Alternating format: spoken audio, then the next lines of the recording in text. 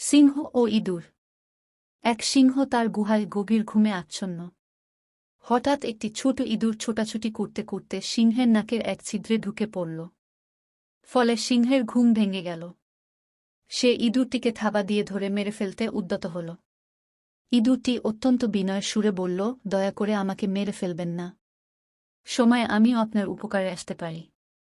একটা শুনে সিংহটি হেসে বলল, তুই এত ছোট জীব হয়ে আমার কি উপকার করবি? যাক, সিংহটি তাকে ছেড়ে দিল। এর কিছুদিন পরের ঘটনা। সিংহটি একটি দড়ির শক্ত ফাঁদে আটকে গেল। ফাঁদে পড়ে সিংহটি ভীষণ গর্জন করতে লাগল। গর্জন শুনে ইঁদুরটি দৌড়ে সেখানে গেল। সিংহের বিপদ দেখে সে তার কানের কাছে গিয়ে তাকে গর্জন করতে নিষেধ করল। কারণ যারা ফাঁদ পেতে রেখেছে তারা গর্জন শুনে ছুটে আসতে পারে।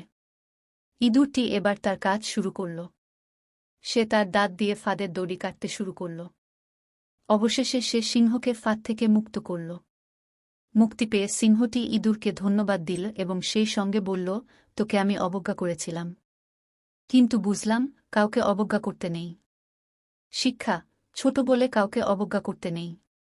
বিপদে যে কেউ উপকারে আসতে পারে।